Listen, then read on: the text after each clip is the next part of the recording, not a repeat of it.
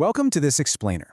Today, we're boiling down the ultimate, evidence-based playbook for taking your science classroom from just good to absolutely outstanding. Whether you've been teaching for decades or you're just starting out, we're going to explore how top-tier science teachers don't just sit back and hope for learning to happen, they actively engineer it. We're breaking the art of teaching down into 5 highly actionable plays: the reflective practitioner, raising chemistry attainment, anatomy of a great lesson, embedding essential science skills, and finally, support and challenge for all. Let's dive right in. Play number 1, the reflective practitioner, focusing on self-evaluation and the HGIO4 framework. Think about these 3 simple but totally profound questions that make up the bedrock of self-evaluation in Scotland's How Good Is Our School framework. First, how are we doing? That asks you to look inwards at your daily habits, the environment you're creating, and your pedagogical choices. Second, how do we know? That forces you to look outwards. It demands hard evidence and data, rather than just relying on a fuzzy feeling that a lesson went well. And finally, what are we going to do next? That pushes you forwards, turning a moment of reflection into a concrete, actionable plan for improvement. It's a continuous cycle to make sure you're never just resting on your laurels. So, what does this actually look like in the real world? Well, it means stitching the gut feeling and moving to an evidence-based reality. Master teachers don't reflect in isolation. They regularly analyze attainment data, assess evidence, and, crucially, engage in really active professional dialogue with their colleagues to refine their craft. Think about it. When you sit down with your department after a tricky unit and honestly discuss test scores and pupil feedback, you're going to uncover blind spots you'd literally never find on your own. It's all about leveraging the collective intelligence of your peers to constantly elevate outcomes for your learners. Moving right along to play number 2, raising chemistry attainment through engineered results. Listen, outstanding attainment is never an accident. It's the direct payoff of a rigorous 6-step cyclical tracking and intervention loop. And the absolute key here is that learning does not stop after the teach and assess phases. Imagine you've just given a topic test on chemical bonding. A great teacher doesn't just record the grades in a spreadsheet and move on to the next unit. No, they analyze those results, they notice that covalent bonds are the specific gap dragging the class average down, and they intervene immediately. That might mean targeted supported study sessions or maybe focused individual check-ins. Once that intervention happens, they reassess to make sure the gap is actually closed. This loop is designed to catch small misunderstandings early, stopping them from snowballing into massive problems right before the final exams. And here's a massive pitfall we see all the time: exam technique. Your students can know the science inside and out, but if they don't speak the specific language of the exam board, like the SQA in Scotland, they are going to lose crucial marks. You've got to explicitly teach command words as part of your regular instruction. A command word like state just demands a single word or a short phrase. But describe means the student has to clearly articulate what happens. And explain? Well, that requires them to detail exactly why it happens, linking the cause right to the effect. By explicitly teaching these exam techniques alongside your chemistry content, you make sure your students aren't leaving incredibly easy points on the table just because they misread a prompt. All right, let's zoom in even closer for play 3, the anatomy of a great lesson, creating a true blueprint for the classroom. Before you teach a single drop of new content, a stellar lesson absolutely must answer 3 universal questions for every single kid in that room. If you stop a student in the middle of an activity, ask them why they're learning something, and you get that classic teenage blank stare back, well, the lesson has completely lost its anchor.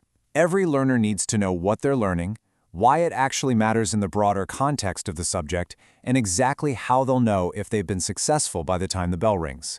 Establishing this clarity upfront transforms passive listeners into active participants who take real ownership of their own progress. A highly effective lesson actually has a very specific rhythm to it. It dynamically bounces back and forth between what you're doing and what the pupils are doing. It usually kicks off with retrieval practice to strengthen long-term memory and recall. Then, it moves into sharing the learning intentions so everyone is on the exact same page, before diving straight into the active learning phase. This is where students are doing practical work, experimenting, or problem-solving. And notice the constant checking understanding phase woven throughout. This is where you might throw in some mini whiteboards or targeted questioning to gauge the room before moving on to independent practice. This deliberate pacing guarantees students are thinking hard and staying actively engaged, rather than just passively surviving a 50-minute monologue. To really anchor that lesson effectively, you have to explicitly share your learning intentions alongside super clear, actionable success criteria right off the bat. Let's say the intention is learning how concentration affects the rate of a chemical reaction. The success criteria break that broad goal down into a very clear, achievable checklist for your students. I can describe collision theory, I can interpret experimental data from the lab, and so on. It totally removes the mystery from the grading process. By giving students this roadmap at the very beginning of the period, you empower them to self-monitor and evaluate their own mastery as the lesson actually unfolds. Let's shift gears to Play 4, embedding essential science skills using a 4-stage cycle. If you want skills like data analysis, numeracy, or critical evaluation to actually stick long-term, you've got to run them through this deliberate 4-stage cycle. First, explicitly define the skill. Never assume students know what you mean when you tell them to analyze something. Second, model it. This is the classic I do, we do, you do method. Show them exactly how an expert tackles the task. Third, provide practice with robust scaffolding, like a partially completed graph or a writing frame, which you gradually remove as they get more confident. Finally, assess, and provide actionable feedback specifically on that targeted skill, not just the general scientific content around it. It's this highly structured transition from heavy scaffolding to full independence that truly builds capability. Rather than crossing your fingers and hoping they just magically pick up numeracy along the way, you can implement killer routines like no calculator Mondays. Yeah, it'll absolutely draw some groans from the class initially, but it quickly makes mental math a reflex rather than a chore. For literacy, keep command word walls highly visible in your classroom. When it comes to those tricky extended answers, especially the ones heavily weighted in higher level exams, teach the PEAL structure: point, evidence, explain, link. This keeps students from rambling and ensures their answers are surgically precise.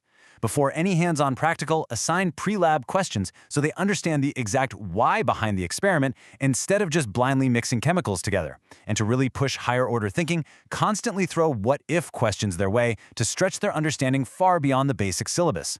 Think about how a master teacher actually executes this modeling phase in the room. They do it by literally thinking out loud and verbally navigating the specific marking instructions right in front of the class, making the otherwise invisible cognitive process completely visible to the student. They show exactly where the first mark is awarded for the formula, the second mark for the correct substitution of values, and the final mark for the correct answer with units. It completely demystifies the exam process. When students can hear the internal monologue of an expert solving a problem, they start to adopt that exact same structured thinking for themselves. And that brings us to our final play, Section 5, Support and Challenge for All, looking at differentiation and the GIR-FEC principles. Okay, we need to bust a massive misconception here. Differentiation does not mean spending your entire weekend making 5 totally different worksheets for 5 different ability levels in one single classroom. It just doesn't. Instead, the strategy here is providing one high-quality, universally accessible core task, but adjusting your expectations of success by clearly outlining what students must, should, and could achieve. Everyone aims for that baseline core must target, ensuring fundamental understanding. But your high flyers know exactly what the could criteria looks like if they want to push themselves for that top-tier grade. It builds a really collaborative culture of aspiration, where everyone is working on the same concept, just at varying depths. Support is going to look drastically different depending on the student, but it all stems from that exact same core task.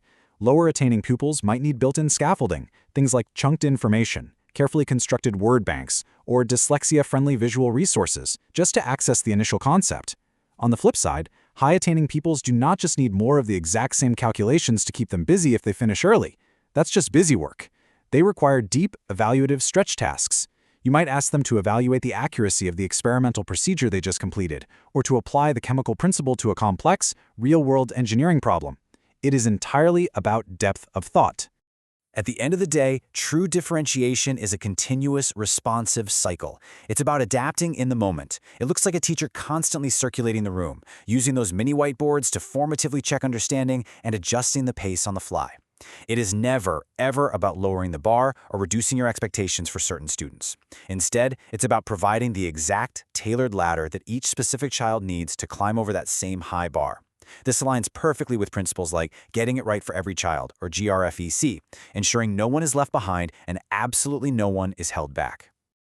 So as you head back into the classroom, armed with this specific playbook, you've got to ask yourself one final question. Will you simply deliver the curriculum today, hoping it naturally sticks? Or will you use these highly structured cycles, deliberate retrieval practices, and responsive differentiation strategies to guarantee your students truly master it? The tools for outstanding teaching are right in front of you. How are you going to use them?